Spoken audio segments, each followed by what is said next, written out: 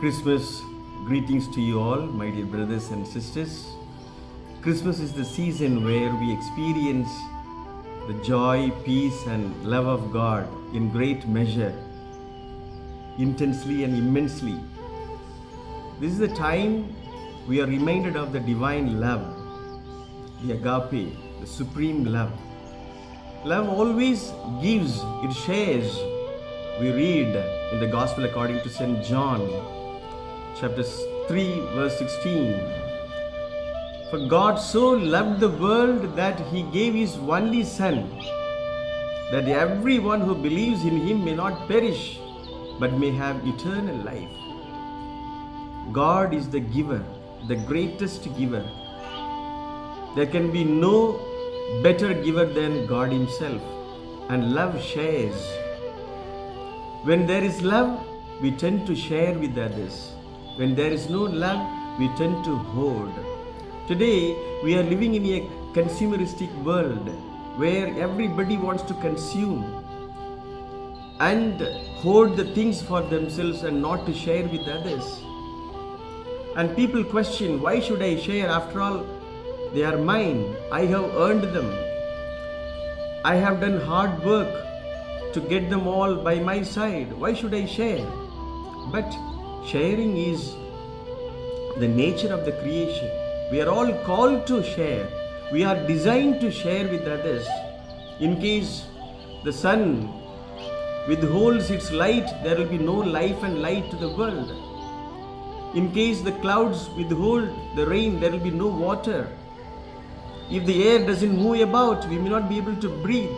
So we find it is in the nature. Sharing is in the nature. And the second reason why people don't share is they suffer from poverty mindset. We need to move from poverty mindset to abundance mindset. Then we will be able to share.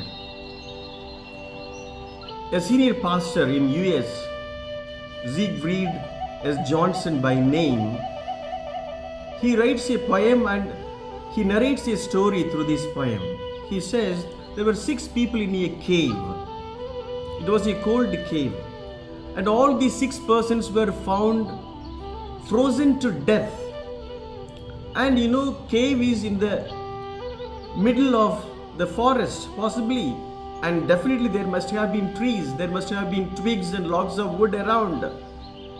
But their bodies were found to be lying around the ashes which came from the campfire. That means there was fire, but the fire had died. How the fire died when there was twigs and logs of wood around?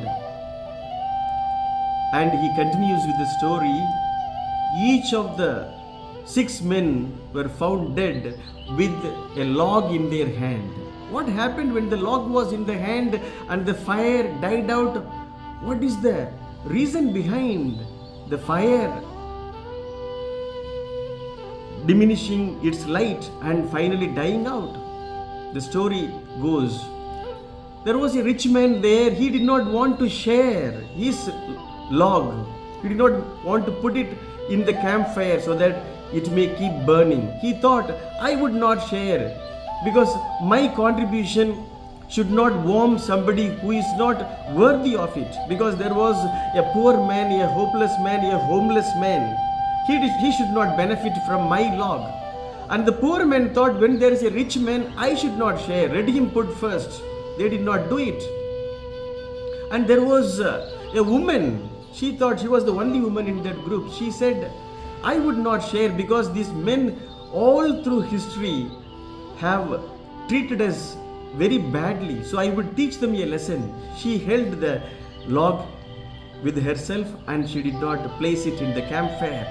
And there were other men, Muslims and Christians, Jews, various other people. They thought these people persecuted. Everybody had their own reason to convey. There was an Afro-American. He said, these people have enslaved our ancestors. Their ancestors enslaved our ancestors. So I would not put it. This is a message against these people. Finally, each person had his own reason, his own justifiable thought, and they did not put that log into the fire. And finally, The fire died. After some time, they too began to die, one after the other. The stories finally gives us the message. These people did not die from the cold without, from outside. They died from the cold within. They had their own hidden prejudices against each other. Today we have justifiable reasons why I should not share. All of us have our own justifiable reasons. But they are not going to benefit any of us. We need to shed all these prejudices, all sort of discriminations, all sort of grudges, any experiences of hurt in the past, and keep them aside and come forward to share. Christmas is the season of sharing. All that I'm able to share, as much as possible, I need to share. Love always shares. At this time, when we celebrate Christmas, we need to reflect on God's sharing, who gave His only Son, the best gift, Jesus Himself, to the salvation of the entire humankind. We need to look up to God so that the sharing of God becomes our own, and we'll be able to imitate God in His sharing, which will help us to become like God, to be generous like Him, and also to contribute to the betterment of the society and growth of each and everyone around us. I wish Merry Christmas to one and all, and prosperous and grace-filled New Year.